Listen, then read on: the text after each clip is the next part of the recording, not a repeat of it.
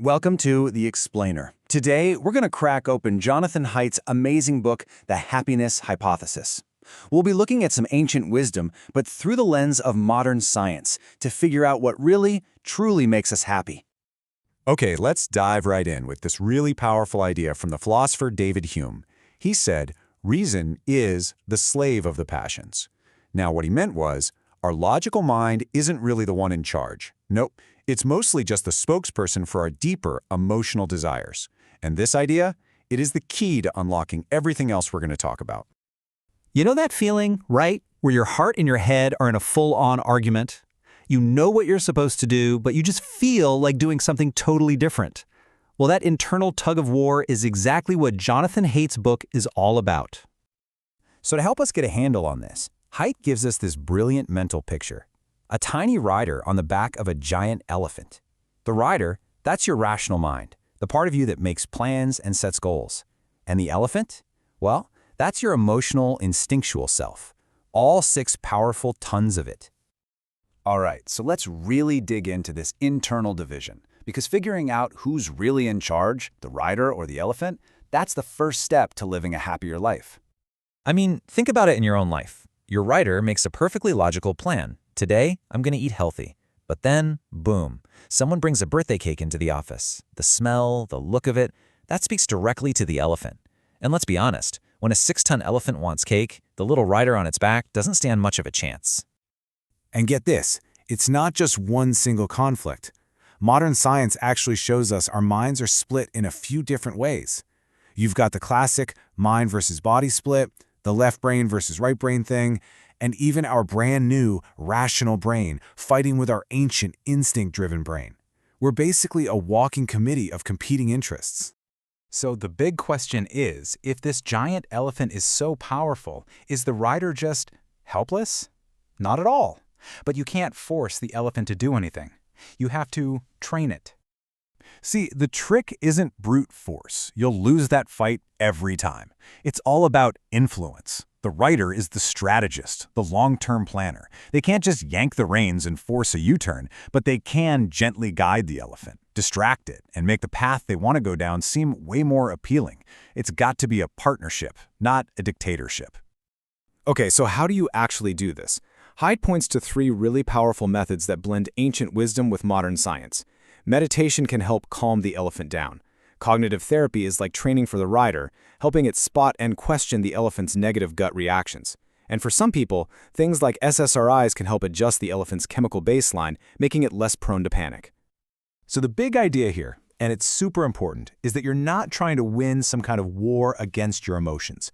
The real goal is to get the rider and the elephant to work together to make the path toward happiness the easiest, most natural one to follow. Now the story gets even more interesting because it turns out our elephant, well, it doesn't like to be alone.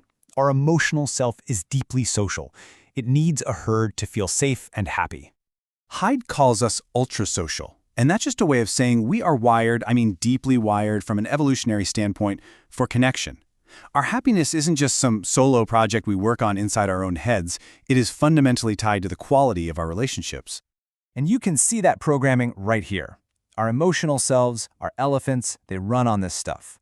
We're built for reciprocity, this you scratch my back, I'll scratch yours instinct. We need love and secure attachments to feel safe.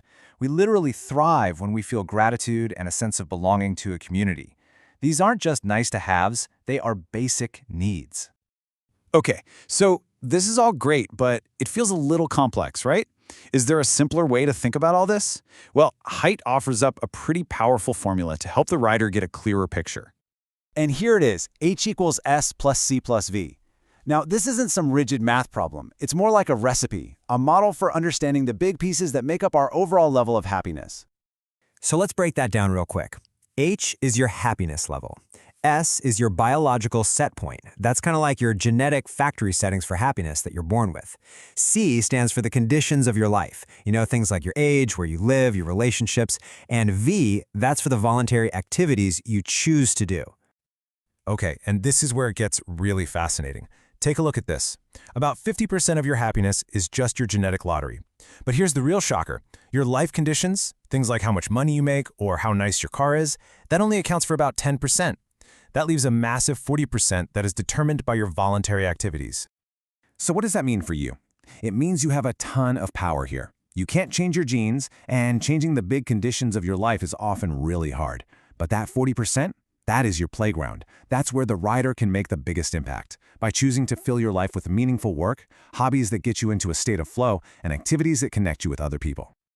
All right, this brings us to the big finale, the core idea that ties everything we've talked about together. It's Haidt's most profound conclusion about where you really find happiness. It turns out happiness isn't something you can just go out and get. It's not a destination you arrive at or a prize you win. Instead, it's something that just emerges. It shows up on its own when you get the relationships between the different parts of your life in the right balance. This means finding that sweet spot between yourself and other people.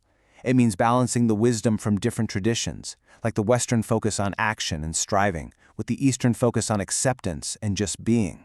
It's about finding the right mix that works for you. And this quote from the book just nails it. Haidt says, "Love and work are crucial." Why? Because when they're going well, they pull us out of our own heads. They build a bridge between our inner world and the outer world, connecting us to people and projects bigger than ourselves.